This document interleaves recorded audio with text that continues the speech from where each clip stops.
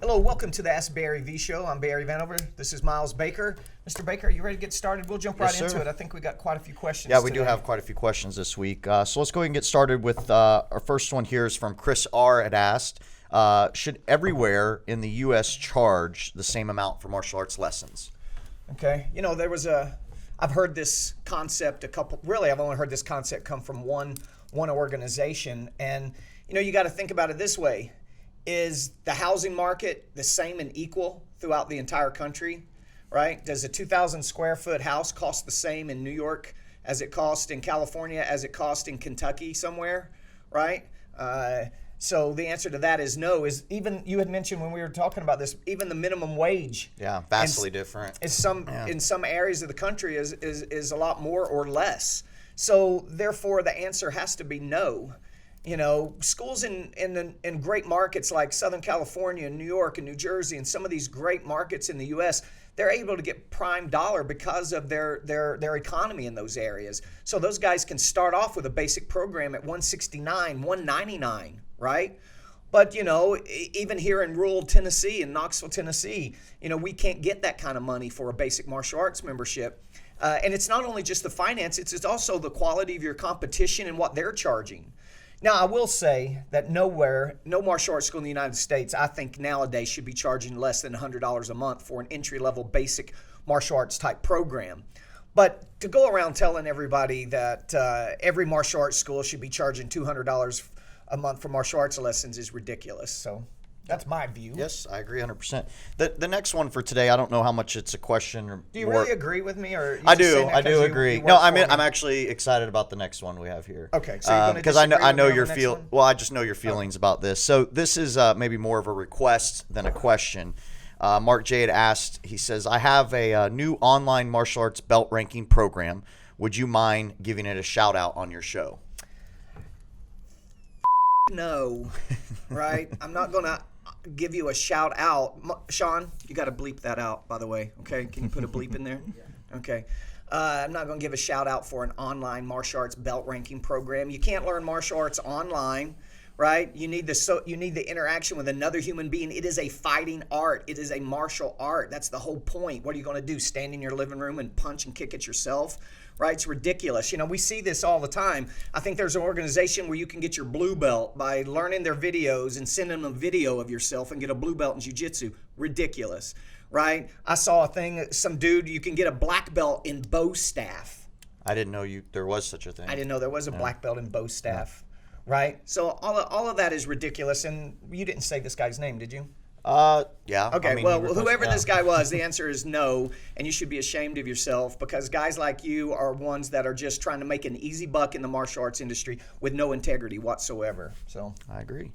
Well, let's move on to the next question is about excitement on the classroom floor. So Sarah F. had asked, what is a quick tip for making your classes more exciting? A lot of things come to mind. Let's do this. You do one and I'll do one. Okay. Okay, so you give her a quick tip.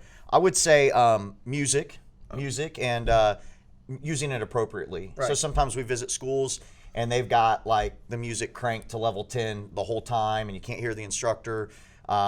So understanding the peaks and valleys that we have at our classes, the music should go along with those peaks and valleys. So like the right kind of music, using it the right way. Using it like when a drill happens, or cranking it up. Repetition in class where the kids or the students are high level energy. So we see some schools that use no music, some that use music, but they just use it in the wrong way. Right. Yeah. Good point. And I guess if I was going to give Sarah a tip would be class formations. You know, instead of just lining up your classes facing the same direction in what we call army lines, change the class formation. Something as simple as lining up from different directions or putting the kids or the students, half the group facing the other half, teaching from the square, teaching from the round, you know, just taking the class and moving the students around in different formations, either through the whole class or as you do different things. When you're teaching maybe katas, you're doing one class formation. When teaching self-defense, when you're doing kicking drills, you have a different class formation, and keep those class formations changing. By the way, quick simple plug, if you come to our instructor college as part of the Maya Super Show, Las Vegas, Nevada, July the 5th through the 7th, I'm going to give you about 10 ways to do class formations. That alone is you're going to take back, and your classes are going to be more exciting. Okay? Very good. All right, so our next one is about upgrades. Alan S. had asked, I hear you guys talk about upgrade or upgrade programs. Can you explain this a little bit more? Upgrade programs is when you're taking your entire curriculum, basically from white to black, belt curriculum, and also maybe you're adding a little curriculum that might not be in your belt ranking program, right? You may teach a style of martial arts, that nunchaku, right, for kids, certain weapons, kali stick or bow staff. Maybe it's not part of your normal belt ranking curriculum, but you have a little bit of add-on curriculum. So you take your normal belt ranking curriculum, you put a little bit of add-on curriculum there, and you create different programs. Like when a student walks in the door, they sign up on a basic level program, and that basic program is very basic. Basic uniform, white uniform. They're doing basic martial arts fundamentals, stances, basic punches and kicks, and so forth. Then when they upgrade or they sign up to a next level training program, which that next level training program has its certain length of time, it has its own membership pricing, has its own different look as far as the uniform, and its own add-on curriculum above and beyond the belt ranking program. And then you could have another level program where maybe it's more about competition martial arts or XMA type stuff or flashier stuff, or maybe you go to a different direction and you deviate from that, and maybe your third level program becomes more about jiu-jitsu or MMA. You know, what you're doing in the upgrade programs, you're changing the experience that a student is having, or you're adding on to the experience they're having on their journey to black belt. So therefore, think about it this way. I own a car lot. Mr. Baker owns a car lot. Well, in my car lot, I have only white basic model cars, Toyotas or whatever, right? Across the street, Mr. Baker has a Toyota dealership, and he has different colors, different features, power windows, power steering, sunroofs. Who's going to sell the most cars? He is, because he has more options. So also think about it this way. A martial arts school that maybe they have 300 students, but they basically sign the student up and hope they stay long enough to get their black belt, and they teach their curriculum. You can have a guy that has half as many students, 150 students, that can take and make business not only from the new people coming in, but can re-sign and resell his existing members on the different upgrade programs. That person with 150 students can make more money than the guy with 300 students. So upgrade programs, now naturally if the guy that has 300 students has upgrade programs also, he's ranking it in, right? But the point is, upgrade programs are going to allow you to double your gross revenue, okay? So it's that important. Now if that wasn't a good explanation, or who is this? Alan S. Please give me a call. You know, I'll be glad to spend an extra 15 minutes with you on the phone, answering any questions you might have about that, Alan. Okay, very good. So moving right along, the next one we have here is from Keith L. Ask, I want to open a martial arts school, and I'm thinking of bringing in a partner. Is this a good idea? That's a great question. That is a great question. I get this. I hear this all the time because people are so eager to want to open up another school, or they're so eager to open up a school they financially can't afford to, so they're looking for a partner. They think that power in numbers, or the partner's bringing some money to the situation. But you know, there's a saying in a partnership, you're either a bad partner or you have a bad partner. So partnerships very rarely work out. So I guess the real question is, why do you feel you need a partner, right? Only if the partner is going to bring something substantial and lasting to the relationship. And partnership is a relationship. You're marrying this person financially. Only if they're bringing something lasting and substantial would I even consider it, which means they would have to be a martial artist. They would have to understand the industry before I'd even consider a partner. They would have to bring something to the table to make my life easier. If you're going to be the guy, you're going to own the school, and you just need money, and some guy's willing to give you some money and go in partners with you, but you're going to do all the work, it's not worth it, man. You know, eventually every partnership, one person feels like they're doing more than the other person, right? So that's a bad idea. So why do you need a partner? If it's the money, well, that's called an investor.